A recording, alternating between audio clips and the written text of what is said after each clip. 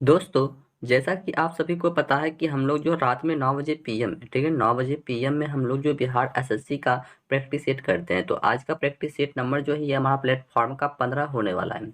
इससे पहले हम लोग जो 14 प्रैक्टिस सेट को कवर कर चुके हैं। यदि वो वाला प्रैक्टिस सेट नहीं लगा है तो वीडियो के डिस्क्रिप्शन में आपको टेलीग्राम का लिंक मिल जाएगा, वहाँ से जाकर के जो आपसे प्रैक्टिस सेट को लगा सकते हैं। तो चलिए आज का प्रश्न को हम लोग स्टार्ट करते हैं। तो आज का पहला प्रश्न है कि कपास की खेती के लिए सबसे उपयुक्त मिट्टी जो है ये कौन सी मिट्टी होती है। कपास की खेती के लिए सबसे उपयुक्त मिट्टी जो है ये कौन सी मिट्टी होती है। देखो, कपास की खेती के लिए सबसे अच्छी मिट्टी जो होती है ये काली मिट्टी होती है। ठीक है, काली मिट्टी। ठीक है, और काली मिट्टी को जो है कपासी मिट्टी भी कहा जाता है। ठीक है, और लाल मिट्टी में तंबाकू क्या कहते हैं, लाल मिट्टी जो होता है इसमें जैसे कि हम बात कर लें तो लाल मिट्टी में जैसे तंबाकू हो गया, लेटेराइट मिट्टी जो कि चाय की खेती में होता है। ठीक है, चाय की खेती में ये मिट्टी का उपयोग किया जाता है। और काली मिट्टी जो होता है, काली मिट्टी को इसको हम लोग रेगुड़ मिट्टी के नाम से भी जानते हैं। ठीक है, इसे हम लोग जो है रेगुड़ मिट्टी के नाम से भी जानते हैं। और काली मिट्टी का मुख्य विस्तार जैसे कि ढक्कन पठार तक होता है। कहने का मतलब है कि यह मिट्टी जो होता है, यह मिट्टी ये जैसे कि महाराष्ट्र हो गया, गुजरात हो गया, उसके बाद एमपी हो गया, कर्नाटक हो गया, तमिलनाडु तक, मतलब कहने का मतलब ये सभी राज्य में जो है काली मिट्टी पाया जाता है। ठीक है, और इसमें लोहे का अंश जो है सबसे अधिक होता है। ठीक है, लोहा का अंश जो होता है काली मिट्टी में सबसे अधिक होता है। कहाँ कहाँ पाया जाता है यह मिट्टी, जैसे महाराष्ट्र हो गया, गुजरात हो गया, मध्य प्रदेश हो गया, कर्नाटक हो गया, तमिलनाडु हो गया। ठीक है, इन्हीं की सभी स्टेट में जो कि काली मिट्टी पाया जाता है। चलिए, अगला प्रश्न है कि निम्नलिखित में किस वर्ष में महात्मा गांधी ने भारत छोड़ो आंदोलन जो है सूत्रपात किया था, बताइए।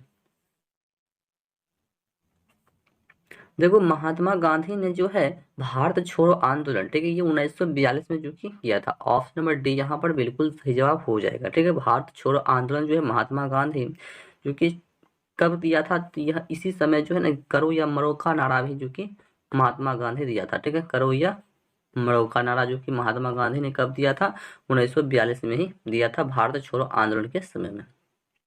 ठीक है, और असहयोग आंदोलन जो ये असहयोग आंदोलन जो 1920 में चला था। ठीक है, असहयोग आंदोलन। ठीक है, असहयोग आंदोलन जो है 1920 में। और सविनय अवज्ञा आंदोलन की हम बात कर ले तो सविनय अवज्ञा आंदोलन जो है ये कब चलाया गया था, तो इसे जो है 1930 में चलाया गया था। ठीक है, सविनय अवज्ञा आंदोलन। और बारडोली सत्याग्रह जो ये 1928 में चलाया गया था महात्मा गांधी की तरफ से। ठीक है, ठीक है, बारडोली सत्याग्रह। चलिए, और ये क्या कहते हैं, थोड़ा हम बात कर लिए 1942 की। 1942 में क्रिप्स मिशन जो कि भारत आया था। ठीक है, इसी समय जो है भारत में क्रिप्स मिशन जो कि भारत में भी आया था, तो इसे भी आपको याद रखना है। चलिए, अगला प्रश्न है कि शिक्षा का अधिकार जो कि अधिनियम 2009 कितनी आयु के बच्चों के लिए जो कि लागू किया गया है, बताइए। देखो, शिक्षा का अधिकार की हम बात कर ले यहाँ पर थोड़ा, शिक्षा की अधिकार जो है, देखो शिक्षा का अधिकार अधिनियम 2009, ठीक है, 6 साल से लेकर, ठीक है, 6 साल से लेकर 14 वर्ष, ठीक है, 6 साल से लेकर 14 वर्ष के आयु के बच्चों के लिए जो है लागू किया गया है। ठीक है, और शिक्षा का अधिकार जो ये कब लागू किया गया था, तो शिक्षा का अधिकार जो ये 1 अप्रैल, ठीक है, 1 अप्रैल 2010, ठीक है, 1 अप्रैल 2010 को जो है ये लागू किया गया था। लेकिन वर्तमान में मौलिक कर्तव्यों की संख्या, ठीक है, वर्तमान में मौलिक कर्तव्य संख्या जो कि ये 10, ठीक है, 10 से बढ़ा करके जो ये 11 कर दिया गया है। ठीक है, मौलिक कर्तव्यों की संख्या, तो इसे भी आपको याद रखना। और हम कुछ बात कर लेके जैसे कि 6 से लेकर 14, ठीक है, 6 से लेकर 14 वर्ष के मतलब आयु के सभी बच्चों को मतलब प्रारंभिक शिक्षा प्रदान करना माता पिता एवं अभिभावकों का क्या होगा, कर्तव्य होगा। ठीक है, और 29 जुलाई 2020, ठीक है, 29 जुलाई 2020 को नई शिक्षा नीति जो कि लागू किया गया, जिसके तहत हम बात कर ले जैसे कि +2, ठीक है, +2 शिक्षा प्रणाली को जैसे कि प्लस मतलब 3, उसके बाद 3, उसके बाद फिर 3+3+4, यानी कि इतना पर जो है ये आधारित किया गया है। ठीक है, तो ऐसा है कि आपको यह प्रश्न समझ में आ गया होगा। तो चलिए देखते हैं अगला प्रश्न। अगला प्रश्न है कि विश्व स्वास्थ्य संगठन का मुख्यालय जो है ये कहाँ पर स्थित है। विश्व स्वास्थ्य संगठन का मुख्यालय जो है ये कहाँ पर स्थित है। देखो, विश्व स्वास्थ्य संगठन का मुख्यालय की हम बात कर ले तो यह जो है जनेवा में स्थित है। ठीक है, कहाँ पर स्थित है, यह जो जनेवा में स्थित है। विश्व स्वास्थ्य संगठन की स्थापना की हम बात कर ले तो इसकी स्थापना जो है कब हुआ है, तो इसकी स्थापना जो है 7 अप्रैल 1948 ईस्वी को हुआ। ठीक है, 7 अप्रैल 1948 ईस्वी को जो है विश्व स्वास्थ्य संगठन की स्थापना हुआ है। चलिए,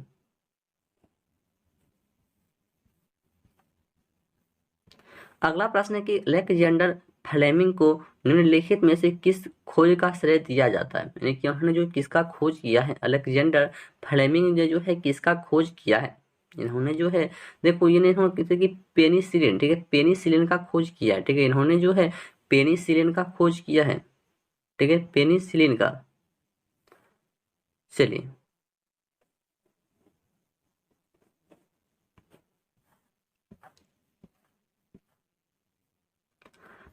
चलिए नेक्स्ट प्रश्न जो कि 6 नंबर प्रश्न है कि दूरस्थ शिक्षा का सर्वोच्च संस्था जो ये कौन सा है। दूरस्थ शिक्षा का सर्वोच्च संस्था जो है ये कौन सी संस्था होती है, बताइए। देखो, ये मतलब कौन सी संस्था होती है, यह दूरस्थ शिक्षा परिषद होता है। ठीक है, दूरस्थ शिक्षा परिषद, ऑप्शन नंबर बी यहाँ पर बिल्कुल सही जवाब इसका हो जाएगा। ठीक है, दूरस्थ। चलिए,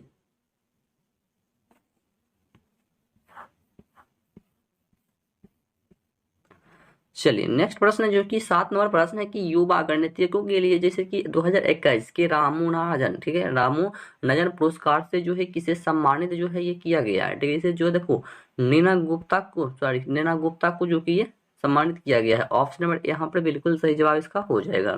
ठीक है, चलिए अगला प्रश्न जो कि बहुत अच्छा प्रश्न है कि जनगणना 2011 के अनुसार भारत में महिला पुरुष लिंग की अनुपात जो है कितना है। जनगणना 2011 के अनुसार भारत में महिला पुरुष लिंग का अनुपात जो है ये कितना दिया गया है। देखो, ये जैसे कि 943 अनुपात 1000, ऑप्शन नंबर डी यहाँ पर बिल्कुल सही जवाब हो जाएगा। देखो 2001 के जनगणना की थोड़ा हम बात कर ले 2001 की। ठीक है, 2001 की जनगणना के अनुसार भारत में लिंगानुपात जो कि ये 933, ठीक है, 933। और भारत में क्या कहते हैं, भारत में विश्व बैंक में अनुसार जो है मतलब भारत में विश्व के अनुसार हम बात कर ले तो वर्तमान में जीवन जो कि प्रत्याश कहने का मतलब जो है कितना है, तो यह जो 69:16 वर्ष है, जिसमें से पुरुषों की आयु की हम बात कर ले तो यह जैसे कि 68 से लेकर 32 वर्ष। ठीक है, 68 से लेकर 32 वर्ष। एवं महिलाओं की जो होता है तो महिलाओं का होता है 70 से लेकर 42 अनुपात। ठीक है, इतना इतना मतलब वर्ष होता है। और भारत में सबसे ज्यादा लिंगानुपात वाला राज्य की हम बात कर ले तो भारत में सबसे अधिक लिंगानुपात वाला राज्य जो है ये केरल हो जाएगा। ठीक है, केरल आपको याद रखना है। ये सबसे अधिक लिंगानुपात वाला राज्य जो है ये कौन सा हो जाएगा, केरल हो जाएगा। जो कि कितना लिंगानुपात है यहाँ पे, तो 1084। कितना है, 1084 है, 1084। तथा सबसे कम लिंगानुपात की हम बात कर ले तो ये सबसे ज्यादा हो जाएगा केरल, और सबसे कम जो होगा, सबसे कम जो है ये हरियाणा राज्य हो जाएगा। ठीक है, सबसे कम लिंगानुपात जो किसका हो जाएगा, तो ये जो है हरियाणा का हो जाएगा, हरियाणा। और सबसे अधिक की हम बात कर ले तो सबसे अधिक किसका होता है, तो सबसे अधिक ये केरल का होता है। ठीक है, केरल का। तो चलिए, आशा है कि समझ में आ गया होगा प्रश्न। चलिए, अगला प्रश्न की हम बात कर ले थोड़ा, तो अगला प्रश्न है कि अकबर ने निम्नलिखित में से किस नगर की स्थापना की और उसे उसे अपनी राजधानी जो है बनाया है, उसे जो है अपनी राजधानी बनाया है। देखो, अकबर की हम बात कर ले तो अकबर ने 571, ठीक है, 1571, ठीक है, अकबर ने 1571 में नई राजधानी जो है किसे बनाया था, तो ये जो है ना फतेहपुर सीकरी को बनाया था। ठीक है, फतेहपुर सीकरी को। ठीक है, तो ये जो 1571 में फतेहपुर सीकरी बनाया था। और वहां पर, ठीक है, वहां आगरा में ताजमहल का निर्माण जो कि शाहजहां ने, और यहाँ पर सॉरी हम बात कर ले कि फतेहपुर सीकरी में दरवाजा मतलब बुलंद दरवाजा का निर्माण जो है कहाँ पर किया गया है, तो बुलंद दरवाजा का निर्माण जो है 1573 में। ठीक है, 1573 में जो है ये अकबर के द्वारा ही करवाया गया था। ठीक है, बुलंद दरवाजा का निर्माण। चलिए, तो यहाँ पर जो है कहाँ क्या हो जाएगा इस प्रश्न का बिल्कुल सही आंसर जो हमारा ऑप्शन नंबर डी हो जाएगा, फतेहपुर सीकरी। ठीक है, फतेहपुर सीकरी में हो जाएगा। और थोड़ा हम बात कर ले यहाँ पर आगरा शहर की, तो आगरा, ठीक है, देखो आगरा जो है ना, आगरा में ताजमहल का निर्माण शाहजहां ने करवाया था, ठीक है, यहाँ पर ताजमहल है, ताजमहल, ठीक है, ताजमहल का निर्माण जो है शाहजहां ने जो कि आगरा में करवाया है, ठीक है। और आगरा में ताजमहल का निर्माण शाहजहां ने अपनी क्या कहते हैं, मतलब वो बेगम बेगम मुमताज महल की याद में मतलब किया गया था। तो मतलब क्या कहते हैं, ये बेगम जो है मुमताज, ये मतलब किसका पत्नी था, ये शाहजहां का पत्नी था, ठीक है, उसी के नाम पर जो है ना ये मतलब रखा गया था, ठीक है। और आगरा जो है ना, आगरा ये जो है यमुना नदी के किनारे स्थित है, ठीक है, यमुना, यह जो है यमुना नदी के किनारे स्थित है, ठीक है, यमुना नदी के किनारे में स्थित है। चलिए,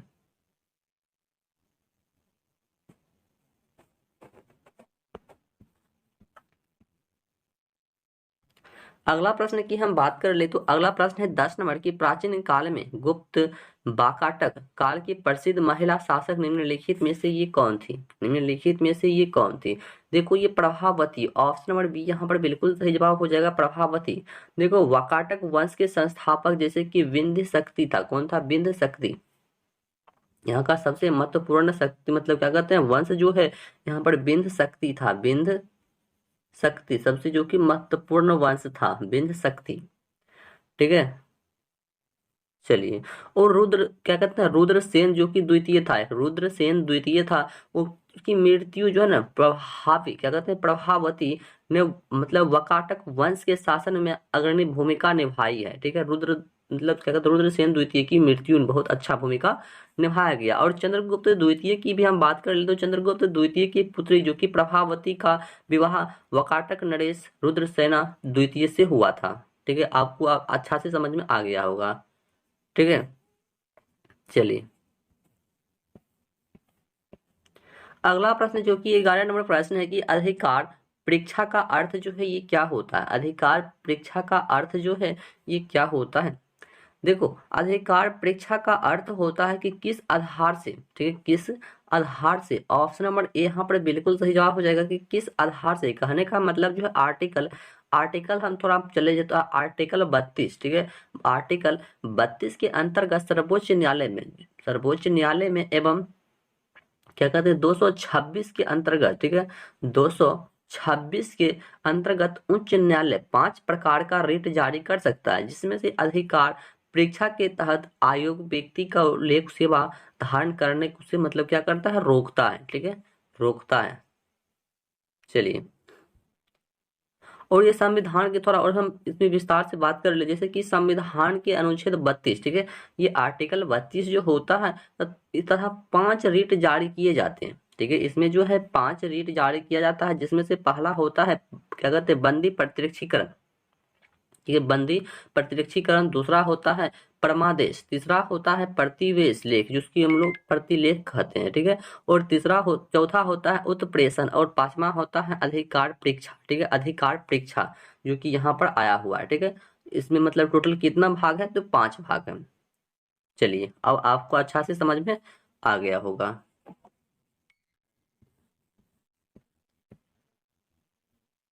चलिए, अगला प्रश्न है कि एक्साइज ड्यूटी लगाई जाती है, यानी कि एक्साइज ड्यूटी जो है ये कहाँ पर लगाया जाता है।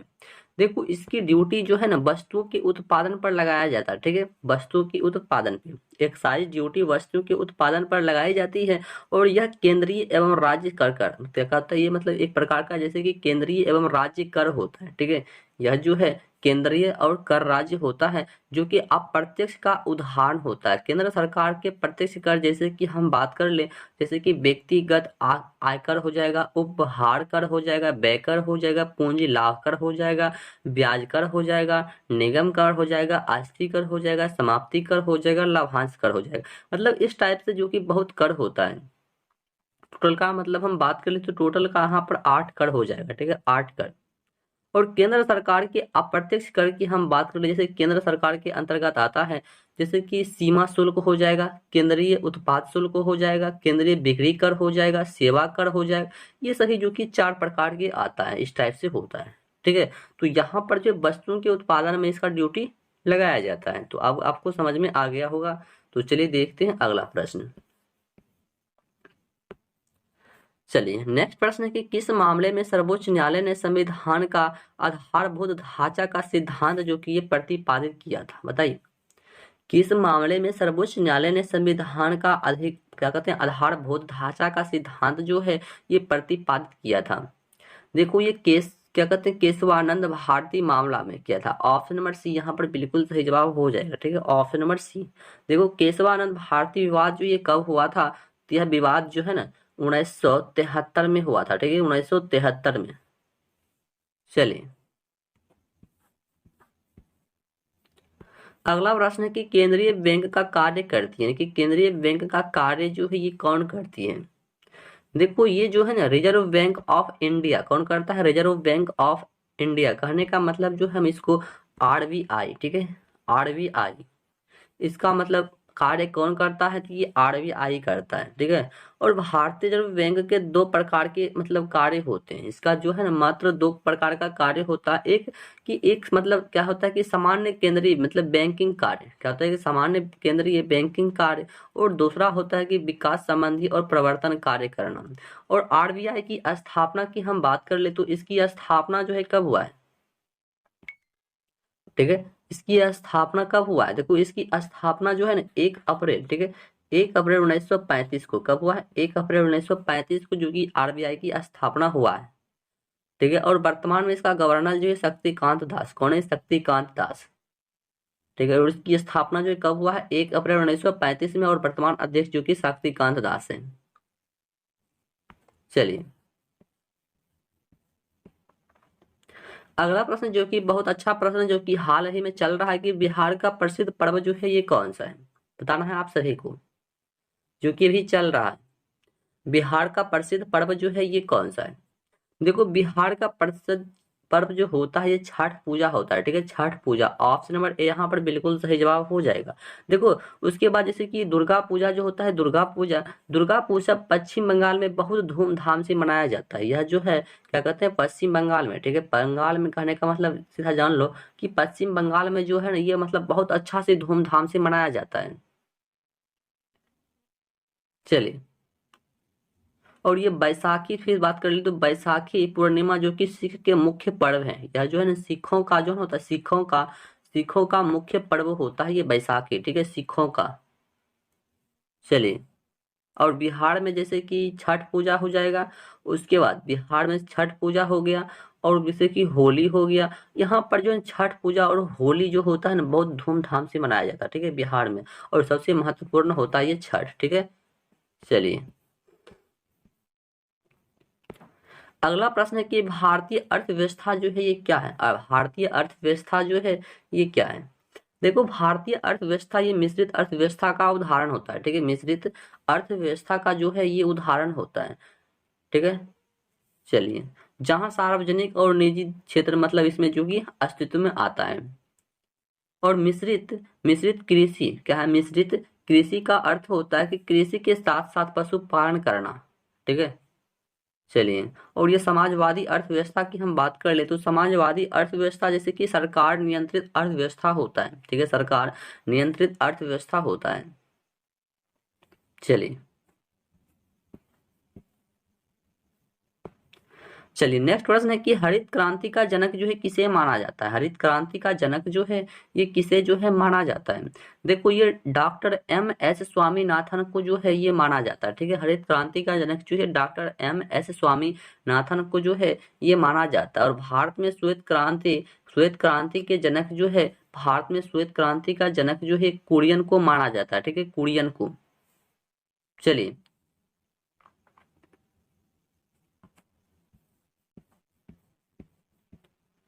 अगला प्रश्न जो कि क्या है 18 नंबर में प्रश्न है कि सांसद द्वारा पारित, ठीक है, संसद के द्वारा पारित विधेयकों पर राष्ट्रपति का हस्ताक्षर जो है ये अनिवार्य क्यों है, अनिवार्य जो है क्यों हो। देखो ये क्या कहते हैं वह कार्यपालिका का अध्यक्ष होता है। उसके बाद वह कानून को लागू करने की जिम्मेदारी लेता है। उस तीसरा है कि वह राज्यसभा की सर्वप्रभुता का प्रतीक होता है। कहने का मतलब ऑप्शन नंबर डी यहाँ पर बिल्कुल सही जवाब इसका हो जाएगा, ठीक है, ऑप्शन नंबर डी हो जाएगा। भारतीय संविधान के आर्टिकल आर्टिकल 79, ठीक है, 79, ठीक है, 79 की में संसद मतलब अंतर्गत जैसे कि लोकसभा हो गया, राज्यसभा हो गया और राष्ट्रपति आता है, ठीक है, आर्टिकल 79 के अंतर्गत। चलिए अगला प्रश्न है कि ऐसी मुद्रा जिसकी विनिमय दर सरकार द्वारा प्रभावित होता है वो क्या कहलाता है। ऐसी मुद्रा जिसकी विनिमय जो है ये सरकार के द्वारा होता है, मतलब वो क्या कहलाता है, वह जो है क्या कहलाता है। देखो वह जो है ना क्या कहते हैं, प्रबंधित मुद्रा कहला जाता है। ठीक है, प्रबंधित मुद्रा, ऑप्शन नंबर डी यहाँ पर बिल्कुल सही जवाब हो जाएगा, ऑप्शन नंबर डी। देखो जो मुद्रा आसानी से उपलब्ध ना हो वह दुर्लभ मुद्रा होता है। ठीक है, जो मुद्रा आसानी से मतलब क्या होता है, मतलब नहीं मिल पाता है। और भारत में मुद्रा विनिमय की मतलब बात कर ले, भारत में मुद्रा विनिमय की, तो यह आरबीआई के द्वारा, ठीक है, आरबीआई के द्वारा जो है ये तय किया जाता है भारत में। और वर्तमान में बैंक दर जो कि 4.25% होता है। कितना, 4.25%। ठीक है, चलिए अगला प्रश्न है कि बोल, ठीक है, बोल बियर शब्द जो है किससे संबंधित होता है। बोल बियर शब्द जो है ये किससे संबंधित होता है। देखो ये स्टॉक बाजार से जो है ये संबंधित होता है। ठीक है, स्टॉक बाजार से, स्टॉक बाजार से। चलिए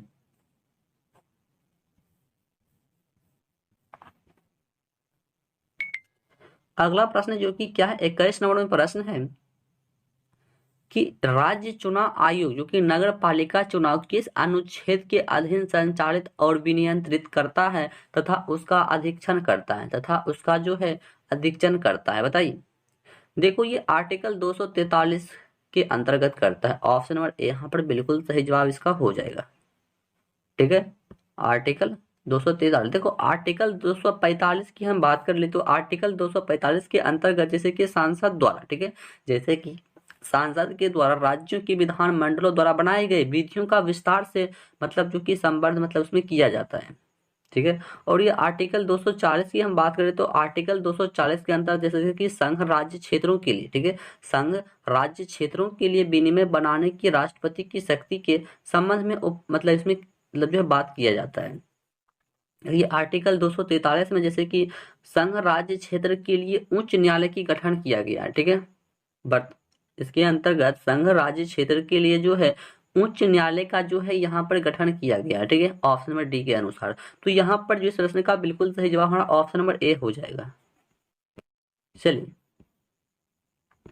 अगला प्रश्न है कि कौन सी समिति, क्या कहते हैं, कौन सी समिति है जो कि आपराधिक राजनीतिक और नौकरशाही संबंध पर गठित किया गया था, गठित किया गया था, बताइए। देखो ये बोहड़ा समिति हो जाएगा। ठीक है, बोहड़ा समिति जो कि किया गया था, ऑप्शन नंबर सी हो जाएगा, बोहड़ा समिति। ठीक है, और बोहड़ा समिति की स्थापना जो है यानी कि सब सौंपा गया तो इसे जो है 1993 में जो कि सौंपा गया था। ठीक है, 1993 में। चलिए अगला प्रश्न है, 23 नंबर प्रश्न है कि बिहार का वह जिला कौन सा है जहां महिलाओं की संख्या पुरुष से अधिक है, बताइए। बहुत अच्छा प्रश्न है कि बिहार का वह जिला जो है कौन सा है जहां पर क्या है महिलाओं की संख्या अधिक है और पुरुषों की संख्या क्या है, कम है, बताइए। देखो वो जिला जो कि गोपालगंज, कौन सा जिला है वो, गोपालगंज है, ऑप्शन नंबर सी हो जाएगा, गोपालगंज। ठीक है, बिहार के गोपालगंज जिले में लिंगानुपात सबसे अधिक है। और बिहार में सबसे कम लिंगानुपात जो किस जिला का है, तो सबसे कम जो होता है ये मुंगेर का होता है। ठीक है, सबसे कम जो किसका होता है, ये मुंगेर का लिंगानुपात जो कि सबसे कम होता है मुंगेर जिला का, जो कि मात्र जो है ये 876, कितना, 876 महिलाओं प्रति 1000 पुरुष पर है। ठीक है, चलिए और बिहार में पूछेगा कि सर्वाधिक साक्षरता वाला जिला जो ये कौन सा होता है, साक्षरता वाला जिला ये रोहतास जिला होता है। ठीक है, रोहतास साक्षरता वाला जिला पूछेगा तब रोहतास हो जाएगा। और न्यूनतम जो है, न्यूनतम सबसे मतलब अधिक कम पूछ, इसमें सबसे कम जो है हो जाएगा, तो सबसे कम जो कि साक्षरता वाला जिला हो जाएगा पूर्णिया जिला हो जाएगा। ठीक है, पूर्णिया सबसे कम हो जाएगा, पूर्णिया जिला साक्षरता के अंतर्गत। चलिए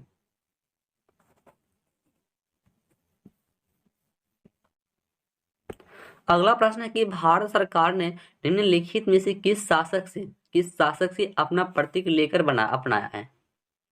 भारत सरकार ने निम्नलिखित में से किस शासक से अपना प्रतीक लेकर जो है ये अपनाया है। देखो ये अशोक से, ऑप्शन नंबर सी हो जाएगा, अशोक। ठीक है, अशोक। देखो अशोक, अशोक के सारनाथ, ठीक है, अशोक का सारनाथ जो कि सिंह स्तंभ के भारत का राजकीय चिन्ह के रूप में अपनाया गया है। और पुलकेशिन द्वितीय, ठीक है, ये पुलकेशिन द्वितीय जो है, पुलकेशिन द्वितीय चालुक्य वंश का महानतम शासक था, ठीक है, चालुक्य वंश का महानतम क्या था, शासक था। और कनिष्क की हम बात करें तो कनिष्क जो है ये कुषाण वंश का शासक था, ठीक है, कुषाण वंश का, ठीक है, कुषाण वंश का शासक था। और ये कृष्णदेव क्या है, कृष्णदेव राय, ठीक है, कृष्णदेव राय जो ये तुलु वंश का, ठीक है, तुलु वंश का संस्थापक, तुलु वंश का संस्थापक जो कि होता था, जो कि विजयनगर के अंतर्गत आता है। चलिए अगला प्रश्न जो कि 25 नंबर प्रश्न है कि दीपावली घोषणा, ठीक है, दीपावली घोषणा जो है किसने और कब किया है, दीपावली की घोषणा जो है किसने और कब किया है। बहुत अच्छा प्रश्न जो कि जैसे कि आप भी बना चुके हैं, ठीक है। तो देखो दीपावली की घोषणा जो है ये 1929 में किया गया था, ठीक है, लॉर्ड रिबन के द्वारा, ठीक है, लॉर्ड रिबन के द्वारा किया गया है दीपावली की घोषणा, ठीक है, लॉर्ड रिबन के द्वारा। और लॉर्ड लॉर्ड इरविन का कार्यकाल जो कि लॉर्ड इरविन था उसका कार्यकाल की जो बात कर ले तो 1926 से लेकर 1931 तक था, ठीक है, लॉर्ड इरविन के बीच मतलब उसका कार्यकाल था। और लॉर्ड इरविन के समय जैसे कि निम्नलिखित महत्वपूर्ण घटना हुआ है, लॉर्ड इरविन के समय की हम बात कर रहे हैं, ठीक है। देखो इसके समय जो हुआ था जैसे कि साइमन कमीशन भारत आगमन किया था 1927 में। उसके बाद जैसे भारतीय शाही असहयोग हुआ जो कि 1927 में हुआ था। और नेहरू रिपोर्ट हुआ था 1928 में हुआ था। दीपावली की घोषणा जो है इसके द्वारा हुआ था। तो दीपावली की घोषणा जो है इसके अनुसार 1928 में ही हो चुका था। सॉरी दीपावली की घोषणा 1929, ठीक है, ठीक है। तो इरविन, ठीक है, 1929 में हुआ था। और इसके अनुसार हम बात करें तो कांग्रेस का लाहौर अधिवेशन जो कि पूर्ण स्वराज संकल्प कहा जाता है, तो इसकी स्थापना भी जो है 1929 में ही हुआ था। और दांडी मार्च जो कि क्या कहते हैं सविनय अवज्ञा आंदोलन का परिणाम जो है ये 1930 में हो गया था। उसके बाद जैसे पहला गोपाल क्या कहते हैं गोलमेज सम्मेलन भी जो है, पहला गोलमेज सम्मेलन भी जो है ये 1930 में ही हुआ था। और गांधी इरविन पैक्ट भी जो है ये 1931 में हो गया था, ठीक है। इसी के शासन काल में सभी हुआ है, ठीक है, लॉर्ड इरविन के ही शासन काल में, ठीक है। अब चलिए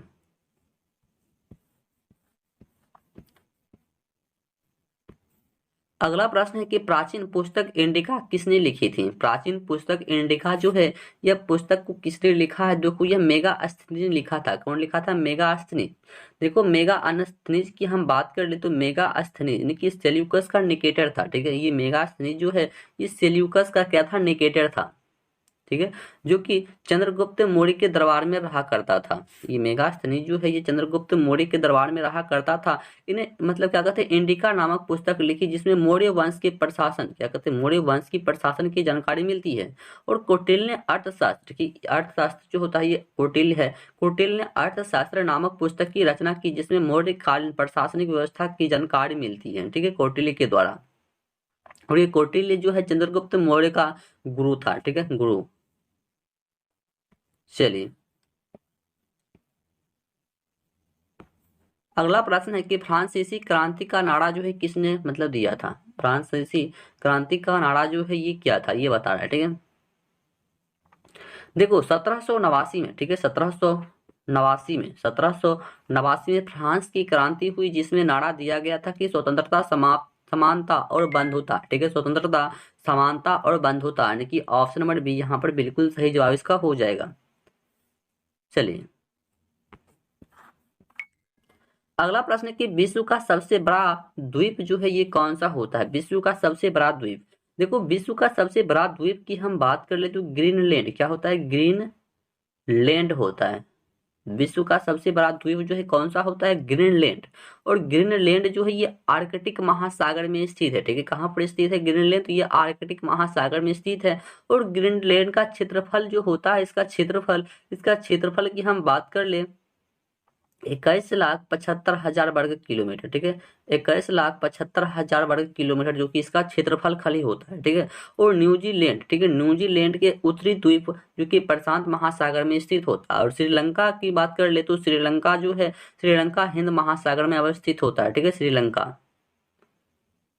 चलिए तो यहाँ पर जिस प्रश्न का बिल्कुल सही जवाब क्या हो जाएगा, तो यहाँ पर जिस प्रश्न का बिल्कुल सही जवाब ग्रीनलैंड हो जाएगा, ठीक है, ग्रीनलैंड। और श्रीलंका जो है ये कहाँ पर स्थित है, ये हिंद महासागर में स्थित है श्रीलंका, ठीक है। और मेडागास्कर, ठीक है, ये मेडागास्कर जो है, मेडागास्कर ये भी जो है हिंद महासागर में ही स्थित है, ठीक है, हिंद महासागर में, हिंद महासागर में ये भी स्थित है, ठीक है। चलिए अगला प्रश्न है कि भारत के राष्ट्रपति के बारे में क्या जो कि आसक्ति दिया गया है, भारत के राष्ट्रपति के बारे में जो कि गलत बताया गया है। देखो भारत के राष्ट्रपति के बारे में यह गलत बताया गया है कि यह कार्यकाल मात्र 8 वर्ष का होता है, ठीक है, यह कार्यकाल जो है केवल 8 वर्ष का होता है, ये जो है बिल्कुल गलत बताया गया है, ठीक है। ऑप्शन नंबर बी यहाँ पे देखो आर्टिकल 56 के तहत, ठीक है, आर्टिकल 56 के तहत, ठीक है, 56 के तहत जो है राष्ट्रपति का कार्यकाल जो ये 5 वर्ष दिया गया है, कितना, ये 5 वर्ष, ठीक है। आर्टिकल 56 के तहत जो है राष्ट्रपति का कार्यकाल होता है ये 5 वर्ष का होता है। राष्ट्रपति पद की निम्नलिखित योग्यताएं जो कि निर्धारित किया जाता है, वह भारत का नागरिक होना चाहिए यदि राष्ट्रपति आप मतलब करते हैं, ठीक है।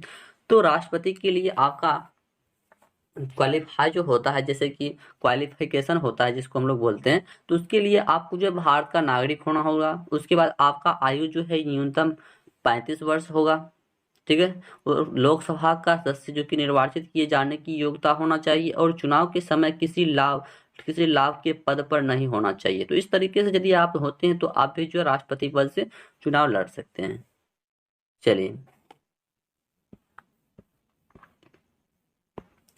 अगला प्रश्न है कि स्वतंत्र भारत के प्रथम भारतीय गवर्नर जनरल जो है ये कौन था। स्वतंत्र भारत के प्रथम भारतीय गवर्नर जनरल जो है ये कौन था स्वतंत्र भारत का। देखो ये जो है सी राजगोपालाचारी, ठीक है। ऑप्शन नंबर सी हो जाएगा कि सी राजगोपालाचारी था, ठीक है, सी राजगोपालाचारी। चलिए और ये जो है हीरा हीरा क्या कहते हैं, हीरालाल कन्या जो है ना ये क्या था, तो भारत के प्रथम मुख्य न्यायाधीश था, ठीक है। भारत के प्रथम मुख्य न्यायाधीश जो है ये हीरालाल कान्या था।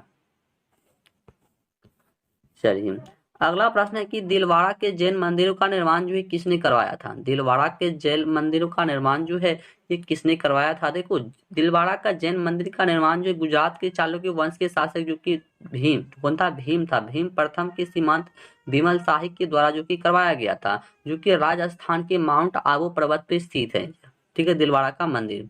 तो यहाँ पर जो इस प्रश्न का बिल्कुल सही जवाब ऑप्शन नंबर सी हो जाएगा कि चालुक्य वंश ने जो कि ये करवाया था, ऑप्शन नंबर सी। और इसके द्वारा चंदेलों के द्वारा जो खजुराहो मंदिर का निर्माण करवाया गया था, ठीक है। खजुराहो मंदिर का निर्माण जो है ये चंदेली के द्वारा जो है करवाया गया था, ठीक है, खजुराहो का मंदिर का निर्माण। चलिए अगला प्रश्न जो कि 32 नंबर में प्रश्न है कि राष्ट्रपति को निम्नलिखित में से शपथ कौन दिलाता है। राष्ट्रपति को कौन जो है शपथ दिला सकता है, बताइए। देखो आर्टिकल 60, ठीक है, आर्टिकल 60 के अंतर्गत राष्ट्रपति को भारत का मुख्य न्यायाधीश जो ये शपथ दिला सकता है, भारत के मुख्य न्यायाधीश। ऑप्शन नंबर ए यहाँ पर बिल्कुल सही जवाब हो जाएगा। देखो राष्ट्रपति को भारत का मुख्य न्यायाधीश जो कि ये शपथ दिला सकता है, लेकिन राष्ट्रपति अपना त्याग पत्र जो है ये उपराष्ट्रपति को सौंपता है, ठीक है, किसको सौंपता है, तो ये जो उपराष्ट्रपति को सौंपता है, इसे भी आपको याद रखना है। ये तो दिला सकता है लेकिन राष्ट्रपति किसे अपना सौंपेगा, तो ये अपना पद जो है ये उपराष्ट्रपति को ही सौंपेगा, उपराष्ट्रपति को, ठीक है, इधर किसी को नहीं दे सकता है। चलिए अगला प्रश्न जो कि 33 नंबर प्रश्न है कि दोहरी शासन नीति, ठीक है, दोहरी शासन नीति को किसने समाप्त किया था। देखो ये जैसे लॉर्ड केनिंग ने समाप्त किया था, ठीक है, लॉर्ड केनिंग ने, ठीक है, लॉर्ड केनिंग ने जो है इसे समाप्त किया था। चलिए अगला प्रश्न जो कि हरियाणा सरकार 1857 के विद्रोह के शहीदों को सम्मानित करने के लिए निम्नलिखित में से किस स्थान पर 300 करोड़ का स्मारक संग्रहालय जो कि ये बना रहा है, बताइए। बहुत अच्छा प्रश्न है, किस जगह पे। देखो ये अंबाला में बना रहा है, ठीक है, कहाँ पर, ये अंबाला में, ऑप्शन नंबर बी हो जाएगा। चलिए अगला प्रश्न है कि पेरियार परियोजना जो है किस राज्य में स्थित है। पेरियार परियोजना जो है ये किस राज्य में जो है ये स्थित है। देखो यह जो है केरल राज्य में स्थित है, ठीक है, केरल राज्य में। चलिए और ये कर्नाटक की बात कर ले तो कर्नाटक में जैसे कि मेटूर क्या है, मेटूर प्रोजेक्ट जो कि स्थित है, मेटूर प्रोजेक्ट, और गुजरात में जो है, गुजरात में सरदार सरोवर बांध जो कि स्थित है, ठीक है, यहाँ पर जो सरदार सरोवर बांध स्थित है जो कि नर्मदा नदी पर, ठीक है, नर्मदा नदी पर, ठीक है। तो ये नर्मदा नदी जो होता है ना, ये एमपी हो गया और ये गुजरात हो गया, ठीक है। एमपी और गुजरात के मध्य बहने वाले, जैसे कि आप गंगा का पवित्र नदी होता है, उसी टाइप भी नर्मदा नदी होता है। और नर्मदा नदी जो होता है ना, ये मतलब उल्टी दिशा में बहती है, ठीक है। ऐसी कौन सी नदी है जो कि वो उल्टी दिशा में बहती है? वो नर्मदा नदी है जो कि एमपी और गुजरात के मध्य में पड़ता है। चलिए, अगला प्रश्न है कि बटरफ्लाई, क्या बटरफ्लाई संबंधित है? कि बटरफ्लाई जो है ये किससे संबंधित है? बटरफ्लाई जो है ये किससे संबंधित है? बटरफ्लाई, देखो बटरफ्लाई जो होता है ये तैराकी से संबंधित होता है, ठीक है, तैराकी से। देखो तैराकी से संबंधित जैसे कि हम बात कर ले, तो तैराकी से संबंधित जैसे कि फ्रंट कॉल हो जाएगा, ब्रस्ट स्ट्रोक हो जाएगा, स्प्रिंग बोर्ड हो जाएगा, ट्विस्टर हो जाएगा, जेन हो जाएगा, स्ट्रोक हो जाएगा, बैंक स्ट्रोक हो जाएगा, मतलब इस तरीके से होता है, ठीक है। चलिए,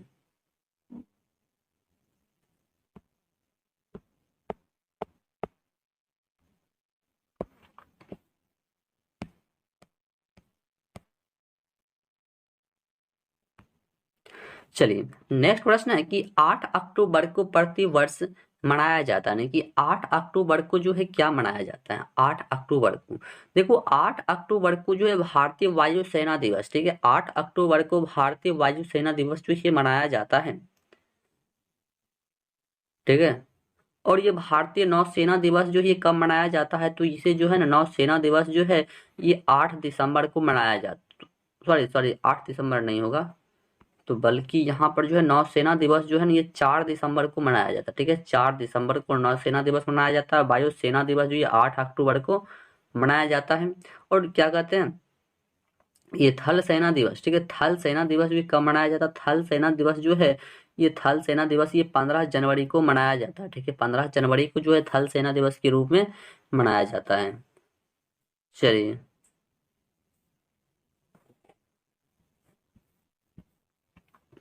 चलिए नेक्स्ट प्रश्न है कि शिवाजी सर्वाधिक किससे संबंधित थे? कि शिवाजी जो है सबसे ज्यादा किससे संबंधित था? देखो ये सबसे ज्यादा संबंधित था ये जीजाबाई से, ठीक है, किससे? जीजाबाई से। ऑप्शन नंबर सी हो जाएगा जीजाबाई से। चलिए,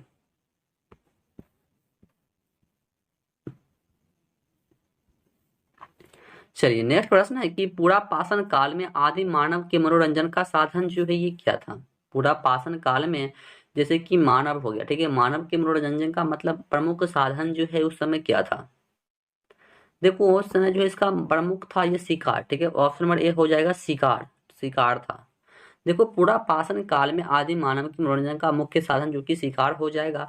और आग का आविष्कार जो है, आग का आविष्कार जो है, आग का, तो आग का आविष्कार जो है पूरा पाषाण काल में ही हुआ है, ठीक है। आपसे एग्जाम में प्रश्न पूछा जाता है कि आग का आविष्कार जो है ये कब हुआ है, तो आग का आविष्कार जो है पूरा पाषाण काल में ही हुआ है, ठीक है। आग हो जाएगा और पहिया दोनों का आविष्कार हुआ है, ठीक है, आग और पहिया दोनों का आविष्कार जो है ये पूरा पाषाण काल में ही हुआ था। और मनुष्य ने सर्वप्रथम कौन सी धातु का प्रयोग किया था? तो मनुष्य ने जो है उस समय सबसे मतलब पहले धातु का प्रयोग किया था, ये तांबा धातु का प्रयोग किया था, ठीक है, तांबा का। सब ठीक है, सबसे पहले जो मानव जो है ये तांबा धातु का प्रयोग किया था। चलिए, अगला प्रश्न है कि स्विस ओपन 2022 का महिला एकल खिताब जो है ये किसने जीता है? देखो ये पीवी सिंधु ने जीता है, ऑप्शन नंबर ए हो जाएगा पीवी सिंधु ने। चलिए, अगला प्रश्न है कि निम्नलिखित में से कौन भारत छोड़ो आंदोलन में नहीं शामिल था? निम्नलिखित में से कौन जो है भारत छोड़ो आंदोलन में जो है ये शामिल नहीं था? देखो ये डॉक्टर बी आर अम्बेडकर जो है ये शामिल नहीं था, ठीक है, डॉक्टर बी आर अम्बेडकर, ठीक है। और भारत छोड़ो आंदोलन जो है ये 9 अगस्त, ठीक है, 9 अगस्त 1942 को हुआ था, 9 अगस्त 1942 को। चलिए, अगला प्रश्न है कि लोधी वंश का संस्थापक जो है ये कौन था? देखो लोधी वंश का संस्थापक जो है बहलोदी ने लोधी वंश की स्थापना किया था। कौन था? बहलोदी। ठीक है, बहलोदी। देखो लोदी वंश का संस्थापक जो है बहलोदी हो जाएगा।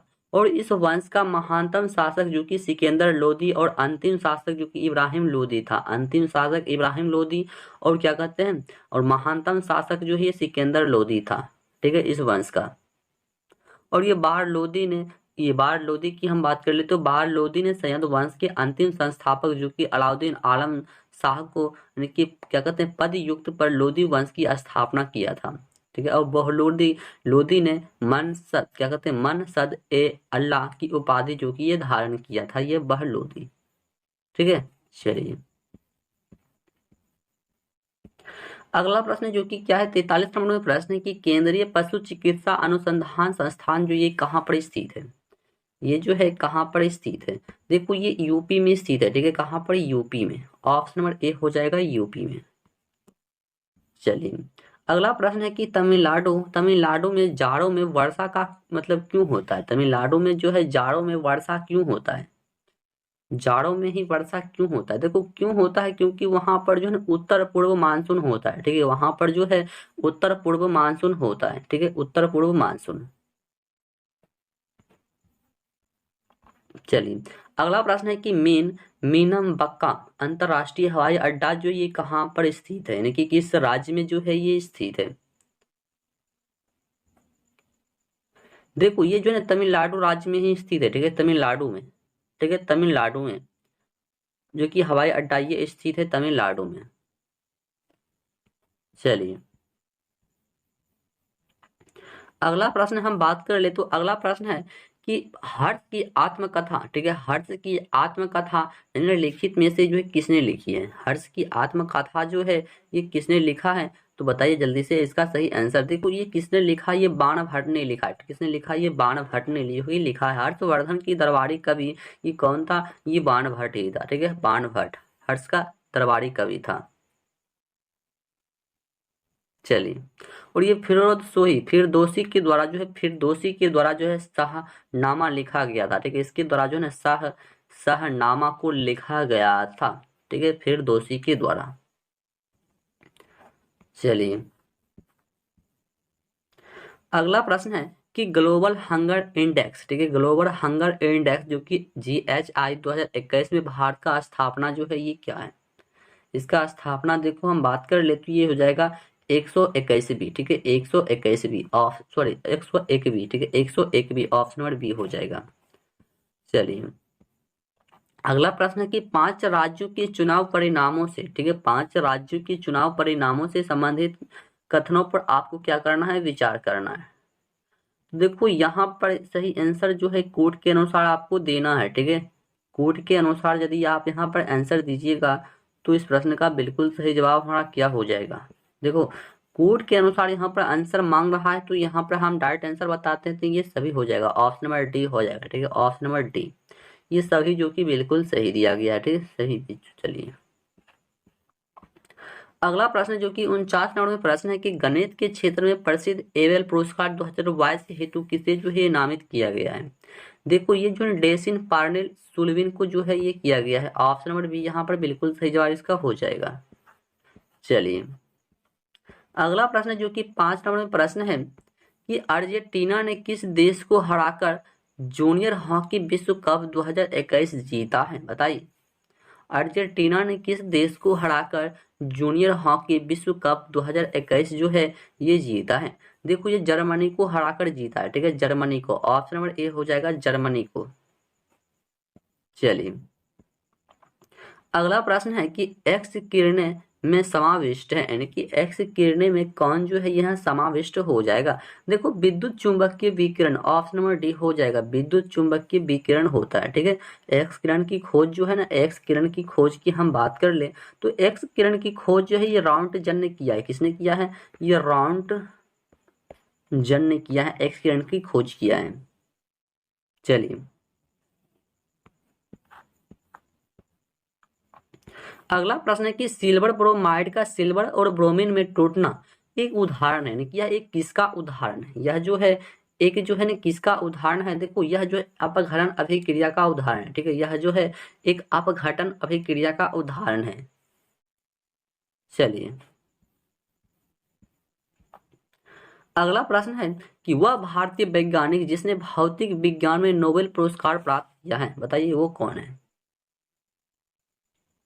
देखो वो जो है डॉक्टर सीवी रमन, जो कि हो जाएगा ऑप्शन नंबर ए है, डॉक्टर सीवी रमन। ठीक है, डॉक्टर सीवी रमन को जिसे 1930 में, ठीक है 1930 में जो है ये नोबेल पुरस्कार मिला है, 1930 में भौतिक के क्षेत्र में। चलिए अगला प्रश्न कि यदि किसी व्यक्ति को पीठ पर चोट लगी हो तो कृत्रिम कृत्रिम श्वास देने की कौन सी विधि का प्रयोग जो है किया जाता है।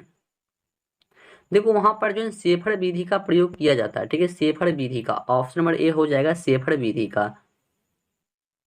देखो इसमें क्या किया जाता है शेफर विधि में, तो जैसे कि पीड़ित होता है, ठीक है, पीड़ित को पेट के बल लिटाया जाता है। ठीक है, पीड़ित को जो होता है पेट के बल से लेटा दिया जाता है और उसके सिर को किसी एक करवट कर दिया जाता है और पीड़ित के सीने के नीचे पतला यानी कि तकिया रखा दिया जाता है।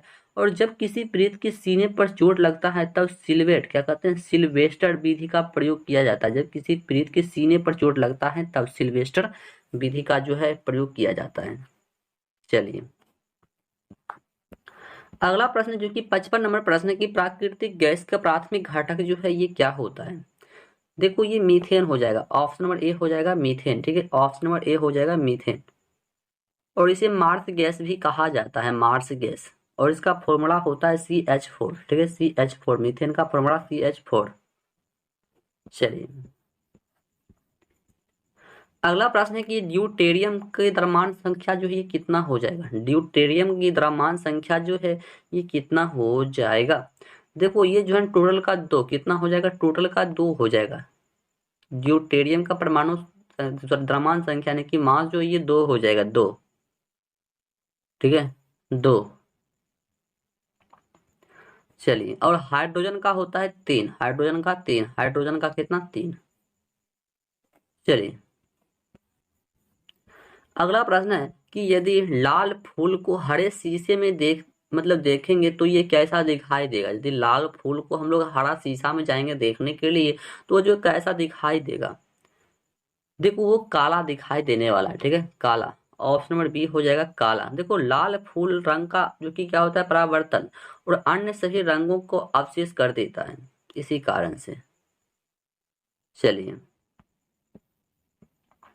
अगला प्रश्न है कि यदि किसी कार के टायर में हवा का दाब कम हो तो क्या क्या परिणाम होगा।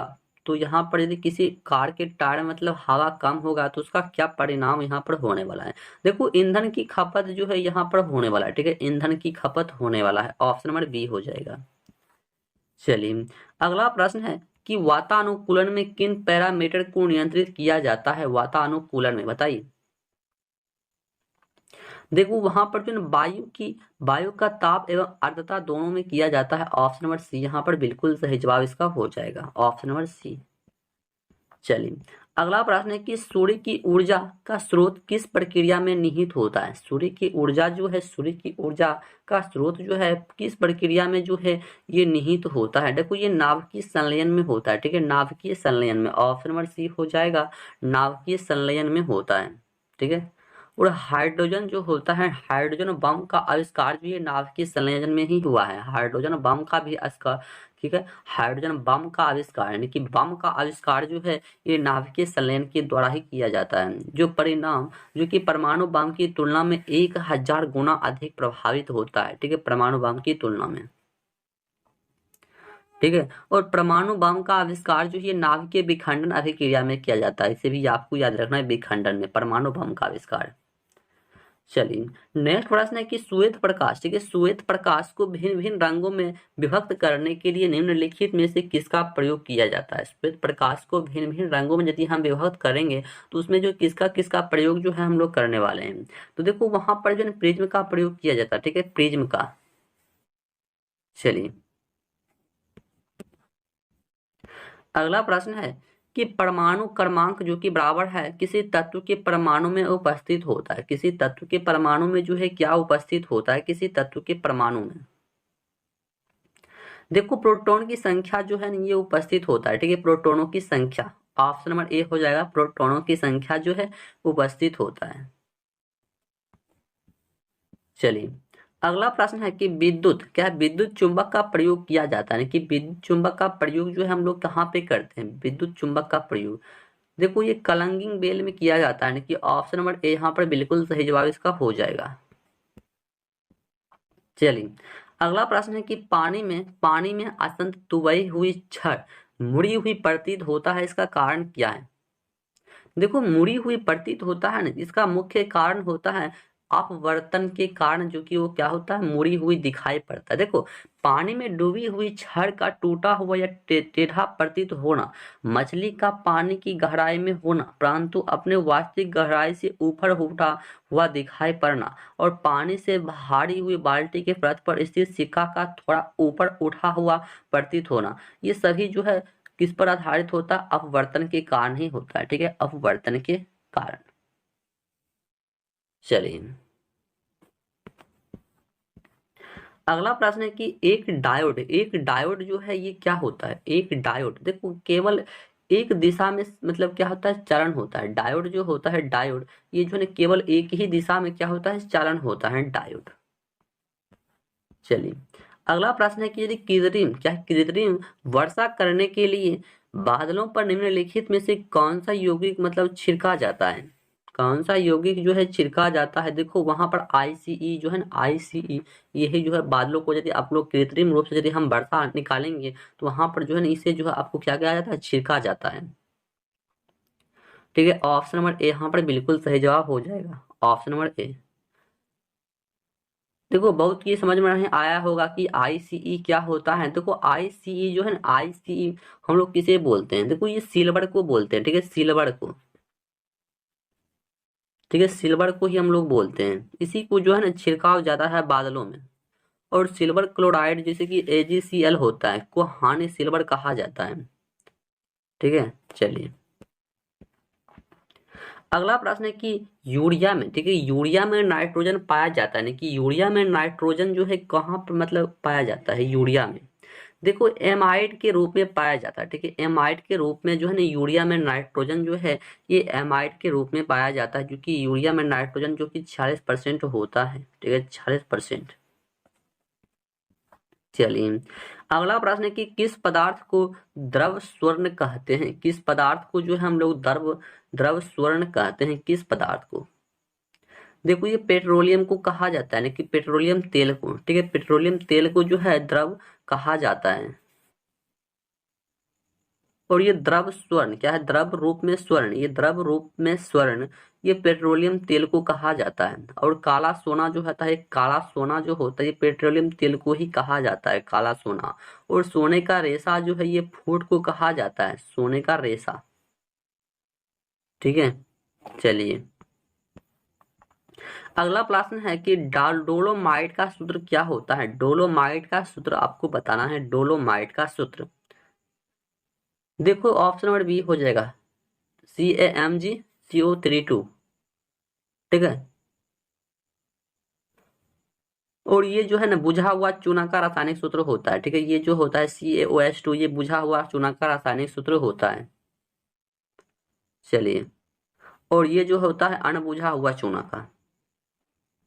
चलिए अगला प्रश्न है कि निम्न में से कौन सा एक ऊष्मीय इंजन नहीं है, यानी कि ऐसा कौन है जो कि मतलब एक ऊष्मीय इंजन जो है नहीं है।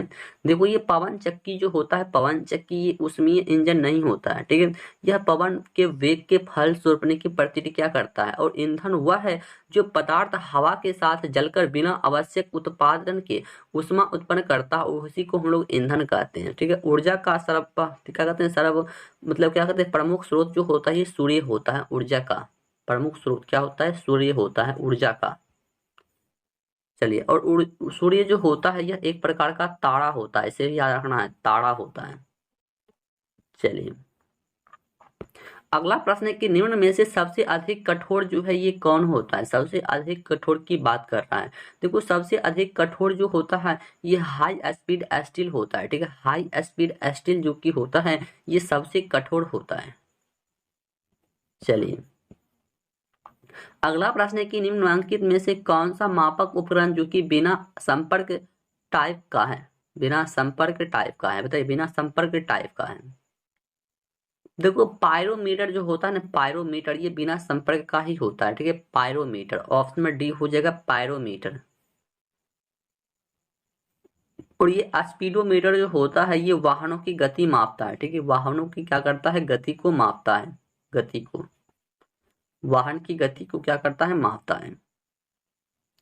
और ये माइक्रोमीटर की बात कर ले तो माइक्रोमीटर जैसे कि ये मतलब माइक्रोमीटर से मिलीमीटर की मतलब क्या कहते हैं, हजारों भागों को जो है मापा जाता है, ठीक है। और मैनोमीटर का प्रयोग जैसे कि क्या कहते हैं, गैस के दबाव को मापने में जो कि किया जाता है।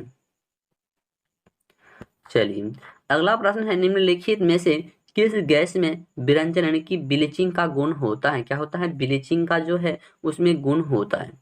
देखो ये क्लोरीन में, ऑप्शन नंबर सी हो जाएगा क्लोरीन, ऑप्शन नंबर सी। चलिए अगला प्रश्न है कि यदि किसी मशीन में अपारंपरिक स्नेह का तेल का उपयोग किया जाए तो इसका परिणाम जो है क्या होने वाला है। देखो इसका परिणाम जैसे कि मशीन घिस जाएगी, स्नेह के तेल का अधिक व्यय हो जाएगा यानी कि खर्च हो जाएगा, मशीनों के चलने से आवाज होने लगेगी, यानी कि सभी हो जाएगा। ऑप्शन नंबर डी यहाँ पर बिल्कुल सही जवाब इसका हो जाएगा। चलिए